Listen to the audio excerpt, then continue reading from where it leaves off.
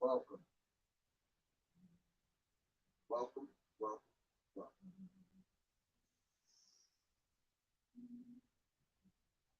Welcome to the dirty side of the YouTube street.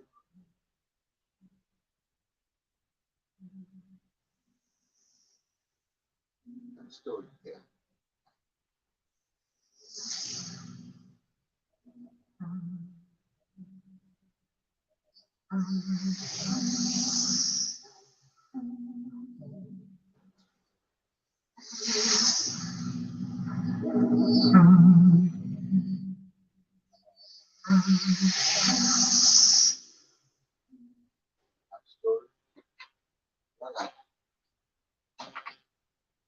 Come over here and say the shit. I got a story to tell. We got a story to tell. Yeah, we're still working on this sound system. Maybe I need to talk a little louder. I don't know if y'all can hear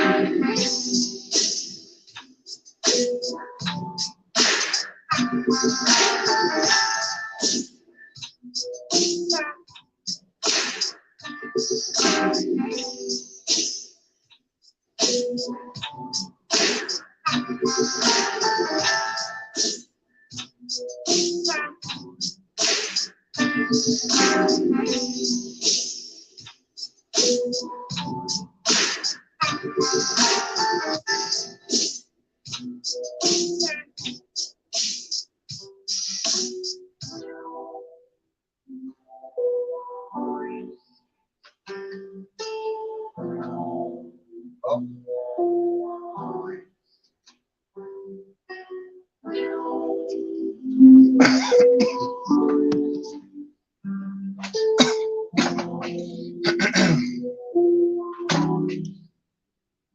up, everybody? Beatmaster 100 in the building.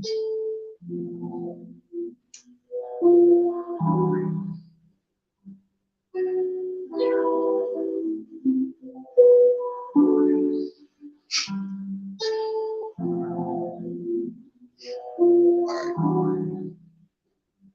I was living in New York City. The year is 1991. Harlem, New York. 108th and Madison.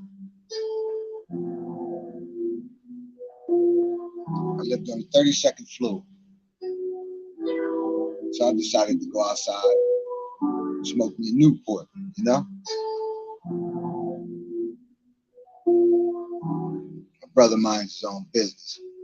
Go downstairs, go out the gate of my building, and I make a right. And I make another right.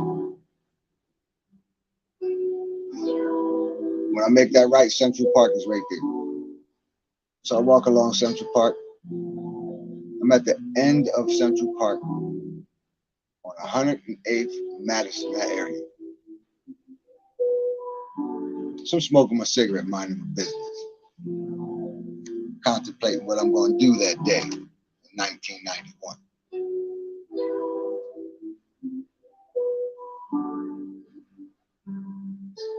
It was a nice day. Sun was beaming. People was out enjoying their day. All of a sudden, I see a bunch of people looking up in the sky. Everybody's looking up. Before I lifted my head to look up myself, a little girl smacked in front of me onto the concrete. Pop!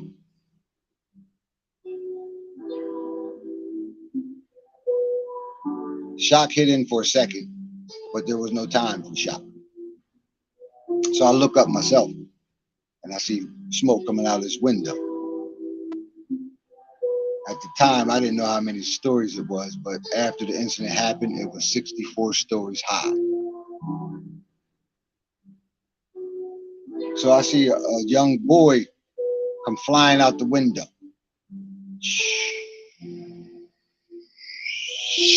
Pop! I felt the velocity of his body hit me. Splattered like a watermelon on the city streets of New York. A minute or two after that, his mother comes flying out the window.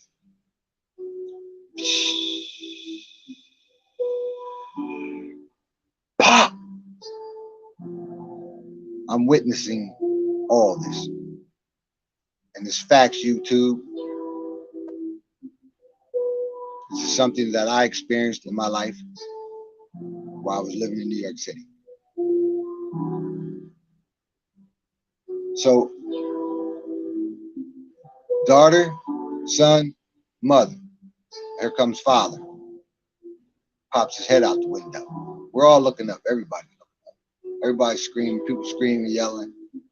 Police is not there. The fire trucks are not there yet. Here he comes. No hesitation. He just threw his whole family out the window to escape from the fire. He jumps. Could you imagine what was going through that father's head when he first threw his son out the window? His daughter came first. Son, mother. Who knew if he had a family pet? I stood there for a while, looked at the bodies, and kept it moving. I didn't gawk over them. I just kept walking, smoking my Newport, and continued with my day. RIP to the Indian family that I seen splatter in front of me that day.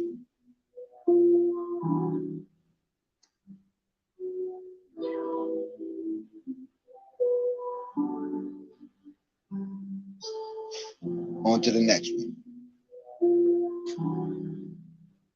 Do y'all remember the group Wreckx-n-Effect? Ted Rally? Ted Rally's mother lived in a building next to me in St. Nick Projects in Harlem, New York, 129th. I lived on 128th and 8th Avenue, building 6, on the 6th floor. Our Wreckx-n-Effect, they were just coming out. Ted Rally brought them out. You know, they got pretty famous out there, whatnot. I don't remember the guy's name. It's been a long time. But they was having a celebration little party for them. I guess they had a party on 152nd in Amsterdam, in that area, Spanish Harlem.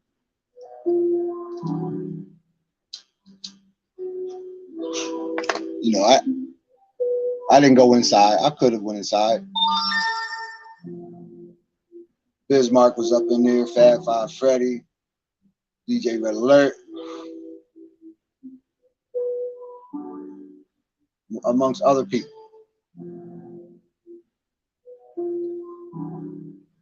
But I just chilled outside, you know. I was chilling, looking at the cars riding past and whatnot, enjoying the scenery.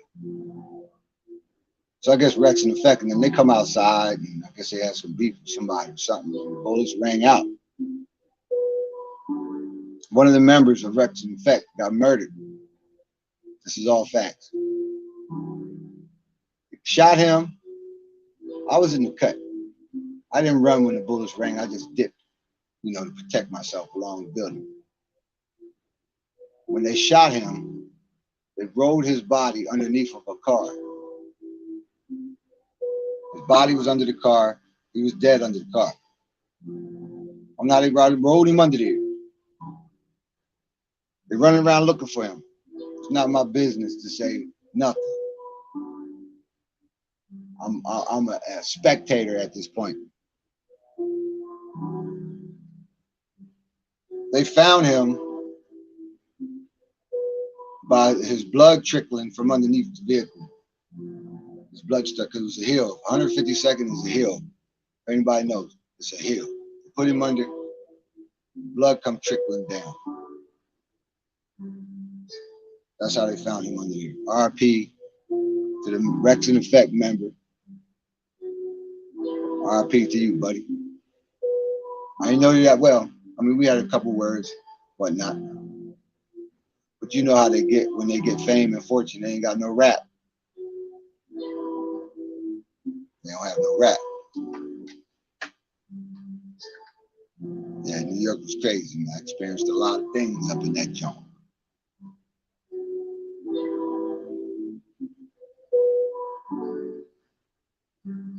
When they made the movie,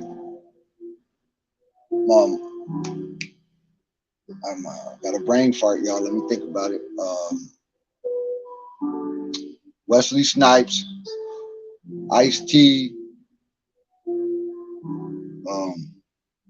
Damn, how can I forget about it? His homie started smoking crack. City, got City in it. Y'all know what I'm talking about, man. New Jack City. There we go. I made them make the scene. I watched them make that scene in the basketball court with Ice-T when they was playing basketball and they was setting him up, trying to set him up and shit. Talked to Ice-T for a little bit.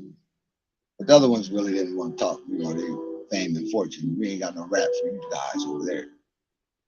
So I'm just standing and watch you guys. I seen them make a part of the movie in my building, Strictly Business, with Tommy Davidson and Holly Berry. Me and Tommy Davidson was chopping it up in the hallway on my building. He was down in the hallways trying to stay warm and shit. I'm standing there looking at him like he's stunting my style because I was selling the Illusional bottles, $3 bottles of that thing. You know what I'm talking about? $3. Holler at me. No, I don't want your autograph, Tommy Davidson. Stop looking at me like you want me to ask you for your autograph, fam. And if you ever see this video, Tommy, what up, homie? You remember me. You asked questions of who I was. You was wondering who I was. What's your name? You want my autograph, don't you, Tommy Davidson? You wanted my autograph that day. I know you did. But I didn't give it to you, fam. I did not give it to you.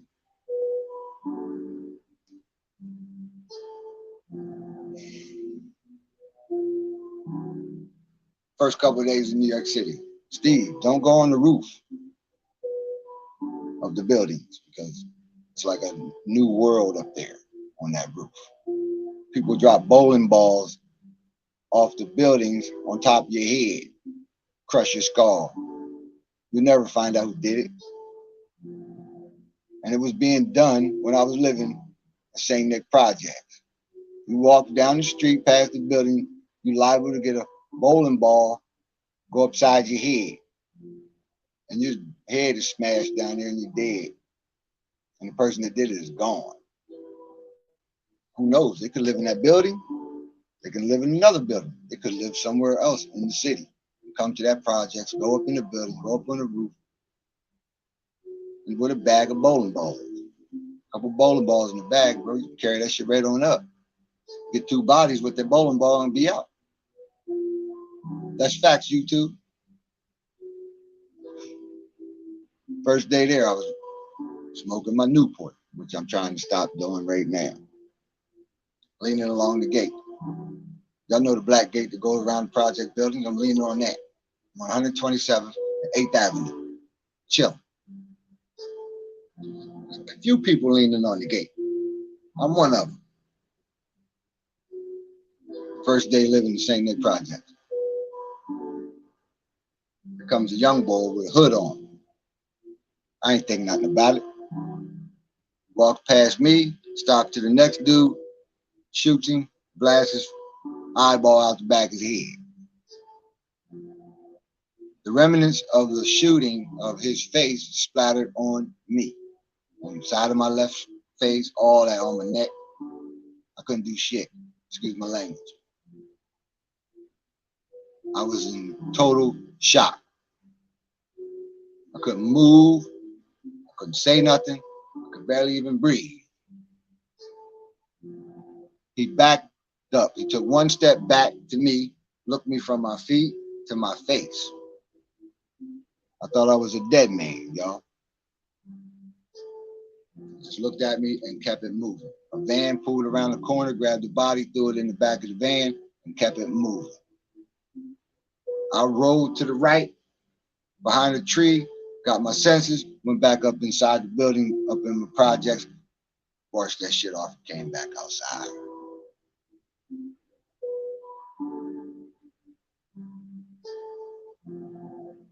Talk about PTSD.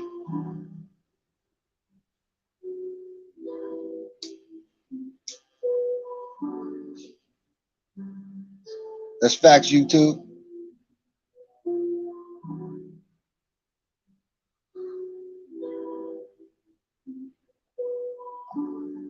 I'm in the car with my homies.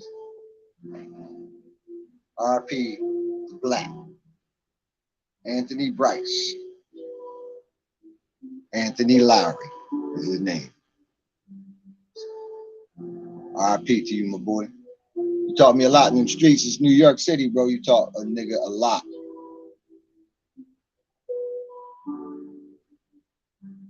We in the car. I'm the driver all times.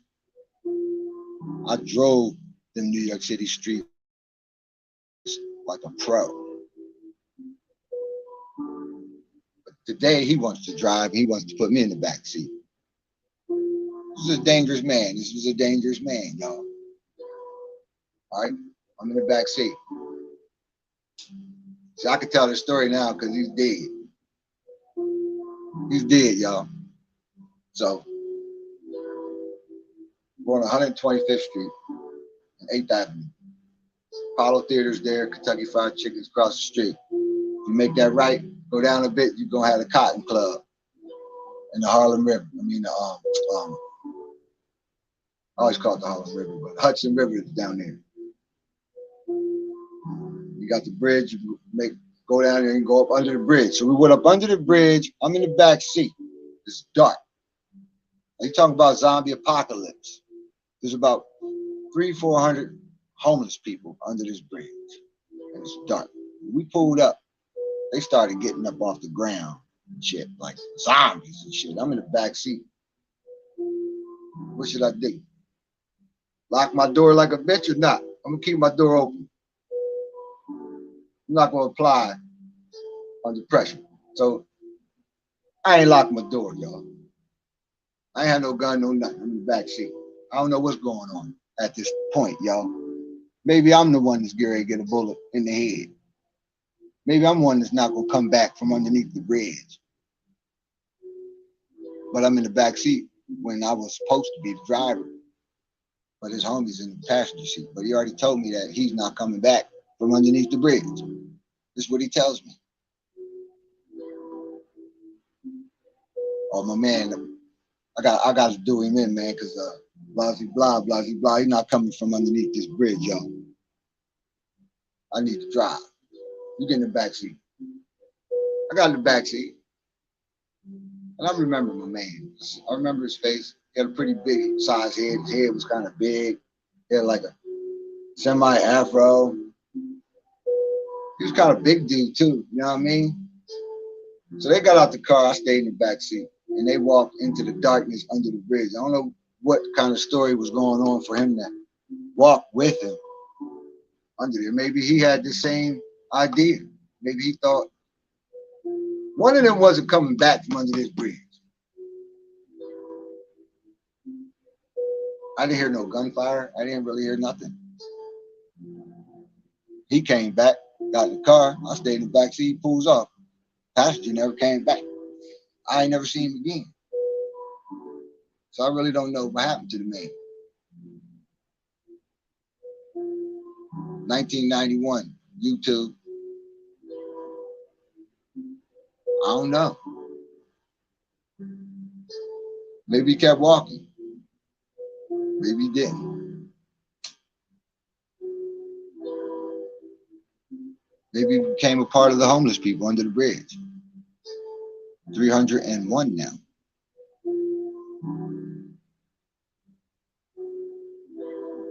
Yeah, same dude. We're going to the spot up in the Bronx. You know, he's getting his stuff. I ain't saying no names. How much is that? $9.50. Can I get it for this? And he pulls out his blicky. Poppy puts his head down and pushes it forward. What am I supposed to do? I didn't know that was going down. It just all of a sudden happened. Bam, everything. But let me get that. But no, he pushes it back and said, "I'm just playing with you." All this time, there's a dark room with beads hanging to the left. I'm waiting for the shotgun to blast half my body off. You hear me? I'm standing there. I'm waiting for the shotgun coming out that dark room with the beads hanging down to blast half my body off. But it didn't happen. But I was waiting for it because I knew it was going to happen. There was somebody back there, and I felt they was going to blast me because he pulled his blicky out, talking about, "Let me get that," basically. But no, he's just playing around. I'm just playing. You were just playing, but you just played with my life too, fam. Like you just did under that damn bridge.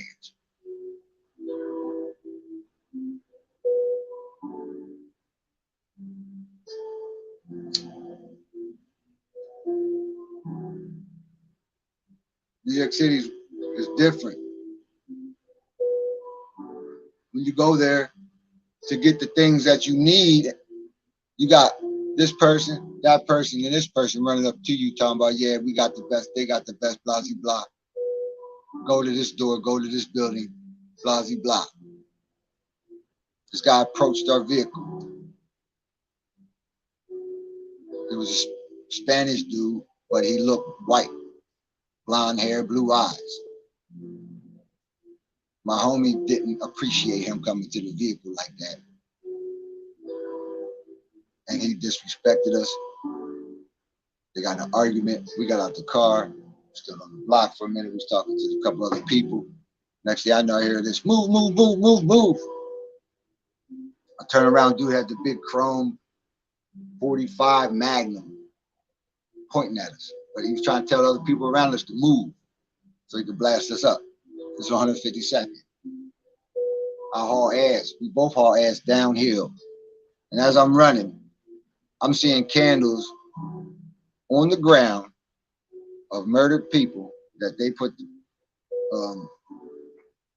how would you say? They put the candles there for them people that got murdered so everybody can remember them. And it was a bunch of them as I'm running on this block down 152nd. At least 15, 16 I seen as I was running. And they was all lit. And I felt, here we go again. I felt that 45 Magnum blasted me in the back of my head and my back. Damn it. As I was running down 152nd. I'm 21 years old at this time, yo. We're both running. He had a blicky on him. I didn't.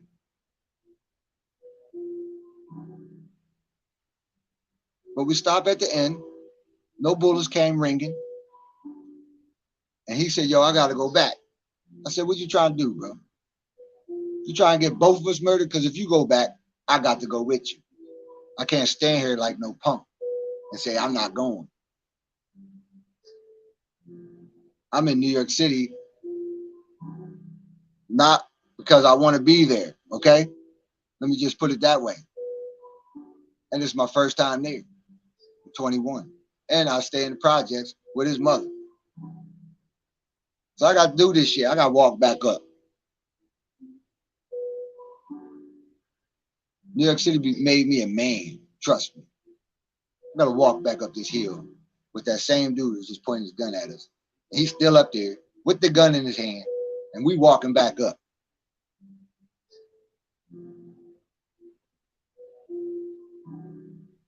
But this guy was on our side. That conversation with the boy, everything went right, everything was sweet. Everybody made their money. Everybody did what they had to do in life. He went that way, we went that way. But that's not the ending of the story. A week later, we came back in the vehicle.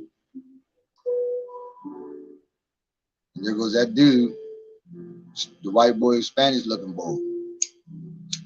Yeah. He tried to get us murdered. You came up to us, our car, and you didn't know who we were. I rolled the passenger window down and grabbed you, pulled you half body inside the motherfucking car. He puts the gun to your face, the driver did, and pulls off. I'm holding you. What was you thinking about, Mr. Man, at that point? You see who we was now. Oh, man, I fucked up. I should have never walked to that vehicle. But you did. And he could have blasted your face off, my boy, but he didn't. But he didn't put no brakes on. I'll let your ass go, motherfucker. We were going about 45 miles an hour. I'll let you go. I seen you roll and go up underneath that vehicle. Your ass got crumbled up. How about that? Kept it moving. I bet you don't run to nobody else's car promoting nothing again.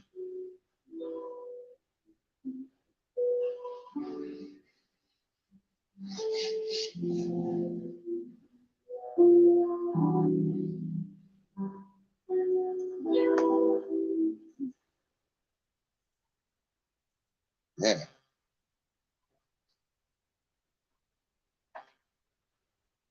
Shit, the dirt water, y'all know anything about the dirt water? 127, 8th Avenue, all night drinking spot.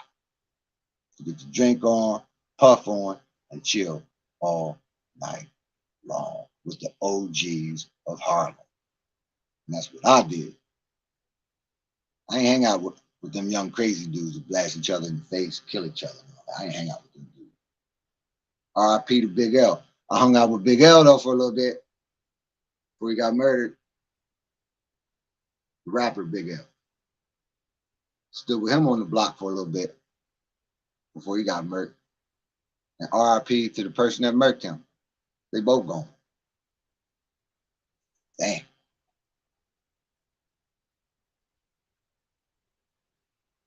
Yeah, Big L would have been bigger than Jay-Z and all them. Yeah, I took my boy out of here though.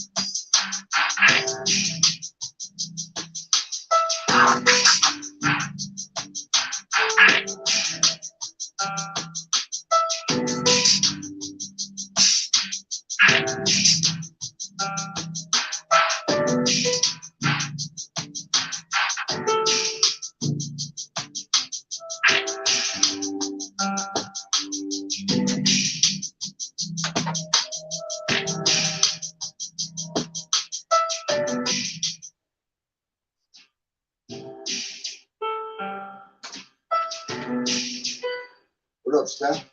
Hold up, I gotta get this over here. I figure out how to do it. I figure out how to do this here.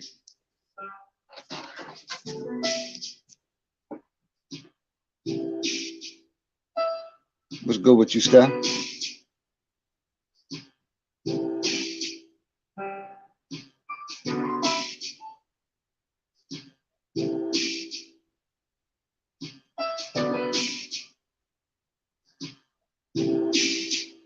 This is all old stuff. Stuff I made years ago. All this stuff.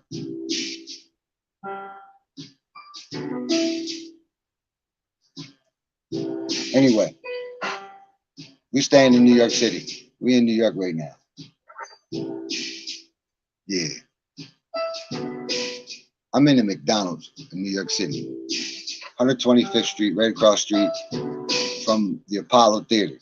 And yeah, let me see, it might be down a little bit across, but I'm in this McDonald's, right? So I gotta use the bathroom. I'm in the bathroom, and this little white dude comes to me. Dirty, oily. I'm talking about he got 3 years of dirt on his body. And he rushed up in the bathroom on me like that, right? I didn't know if I wanted to throw a few elbows or hooking or what. I didn't know if he was coming in there to shank me or what. I said, yo, I'm up in here, my boy. He said, oh, and backs out. So I could have got, y'all, by a little white boy. Greasy white boy. I could have got. Because I wasn't ready.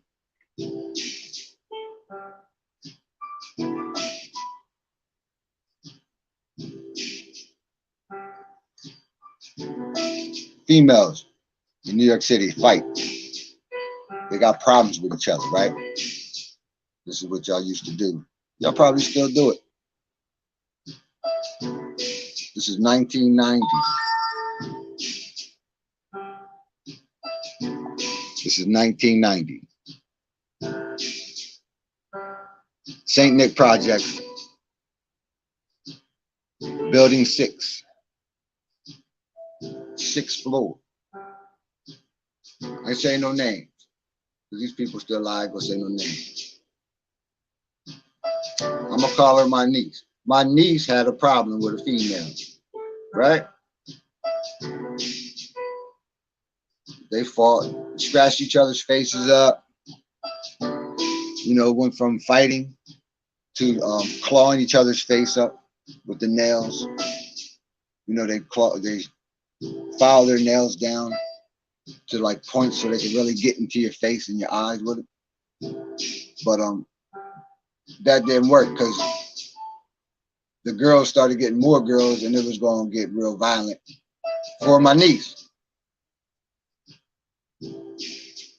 So they make this concoction, you know. The mother of the home, which was all of our mothers, they called her 007. That's what her name is today. 007. If y'all lived in St. Nick Projects, you ever been there in the 80s and the 90s, y'all know who I'm talking about. She carried a gun in one titty and a knife in the other. She was the OG. But she had this concoction. They would make this, you put it in this jar. You get lye. YouTube, I ain't teaching nobody. This is all facts for me. I'm talking about my life. YouTube. Matter of fact, I ain't going to tell her how to make the stuff. But you get this stuff together. And you put it in the jar. And it starts bubbling and boiling. And it's going to blow up. You put the lid on it. Take it outside. And you hurry up, take the lid off. And you throw it in the enemy's face. The stuff makes the skin melt down off your face. If you get in your eyeballs, you go blind. Give your mouth, your tongue's probably going to die. But it went on in the 80s and 90s in these projects that I moved to. It went on. You've seen a lot of people with no face. Their face been scorched off by this concoction. So I'm chilling in the living room. I think I was watching wrestling or my Cowboys game. Shout out to the Dallas Cowboys. You know, we're going to do our thing this year. But anyway, I hear this noise in there. Like bubbling and all that. They yell my name. They grab me, take me back in the bathroom, and give me all these clothes to hurry up. I put all these clothes on, all these coats on, all these hats. I'm looking like a hazmat person. I'm walking into the kitchen like this. You turn down. I'm walking into the kitchen because I got all these clothes on. I could barely move now. We on the 6th floor, building 6, St. Nick Projects, 1990. I have to grab this jar that's getting ready to explode any minute now with all this stuff in there that can melt your skin off like that. So I grab it. They open the door and I go down the hallway. Now I'm moving slow. I should be going fast, but I got to move slow because I ain't trying to shake this stuff up any more than it is. I'm going to the trash chute. You open it up and you drop the trash down and it shoots down to the bottom of the building. It goes down there in the basement somewhere. So I dropped it. I made it, y'all. I dropped it. Man, that shit blew up down there, y'all. Boom! I thought I felt the building shake. Maybe it did, maybe it didn't. Could have been my nerves rattled up. But it was a celebration. They all celebrated for me because I saved us. And I wasn't no punk ass not to do it. They knew I was going to do it.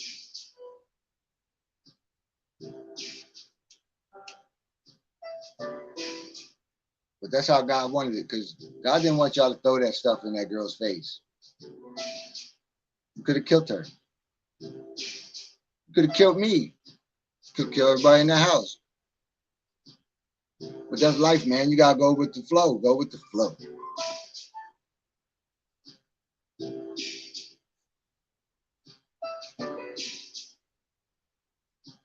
Yep. Now, I'm gonna talk about another person in the St. Nick Projects. He lives in Building 5.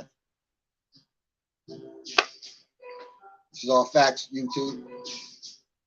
His name is Little Scotty, R.I.P. Little Scotty. He was a stone cold killer. And he was my friend. But I always looked at him like a little dude. You know what I mean? I'd smack the shit out you, little man.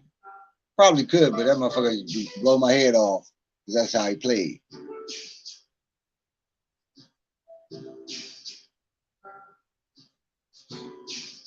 And he was a hitman for a famous person right now that's all up on Instagram. I watch him all the time because he used to come into my project building and pick him up. And I've seen you pick him up, and you see me see you pick him up in your limo so he could go do your dirt and you drop him off. And he told me what he did for you. And I'll never bring it out, my boy. I'm gonna let that go.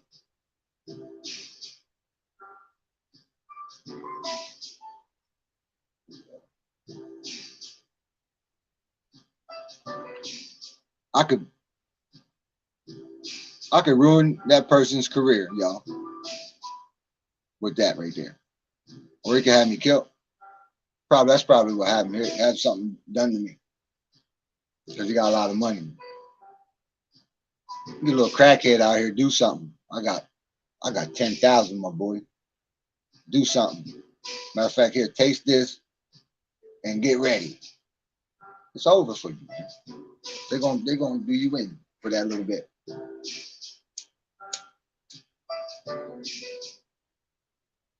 But he was arguing with his girlfriend, Little Scotty was. He lived on the 5th floor in Building 5. He throws her out the window. We're sitting down there chilling on the park benches, smoking our weed, drinking our drink, chilling. I'm chilling with Riddick Bowe's sister. Riddick Bowe, the champion boxer that was a world champ before. Her name's Gina Bowe. I'm chilling with her. We all out there just chilling. Little Scotty throws the girl out the window. She smacks. Blah. She's still alive, but she broke up a little bit. Five stories is pretty high for you to get thrown out the window. He comes down there with some type of shovel and starts digging this grave. So we're sitting there watching him. We actually watch him dig the whole grave. He dug it about 3 feet. Enough to put her ass in there. So when he was finished digging that little bit, and she was broke up, none of us ran over there to her. It wasn't our business. I would not dare ran over there to that girl after he threw her out there. You could call me a punk all you want. I wouldn't dare run over there to help her. Because he came out there and shot you dead in your head for going over there trying, are you okay? Blah, blah, blah. Let me help you. You better not. I stayed and chilled in my spot. I stayed in my lane, y'all. Until he started grabbing her and dragging her to to that thing he dug. We all knew what he was going to do. But when he grabbed her to put her in it, we all ran over there to stop him. He didn't really like come at us or nothing. He just let her go and shit. But she didn't tell on him.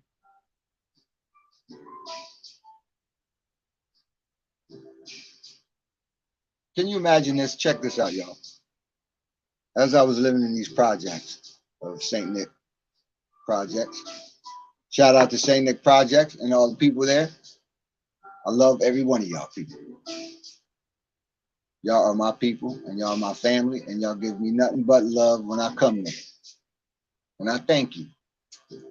But some of you people, y'all can go jump in the Hudson River and float down some motherfucker there, because I don't care about y'all. Facts.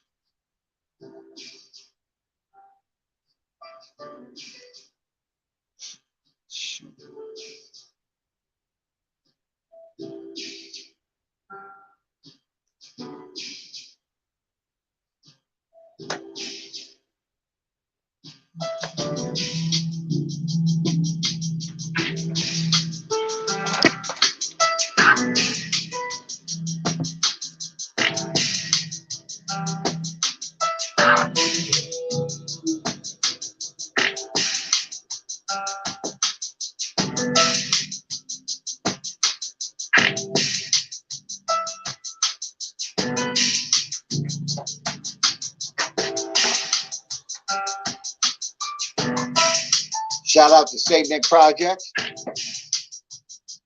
Shout out to Ted Rowley. Shout out to Rex and Effect. Shout out to Fab Five Freddy. Shout out to Big Ed.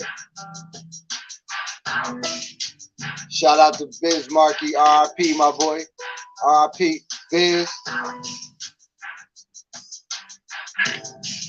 Shout out to DJ Red Alert.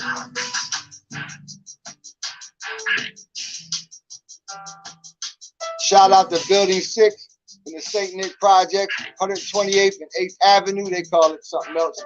Frederick Douglass, something like that. Martin Luther King, something like that. It will never be that to me. It's always going to be 8th Avenue to me.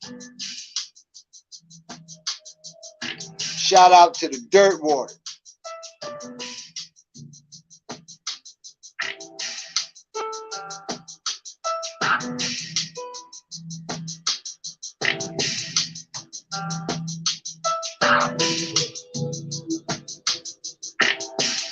Shout out to Black.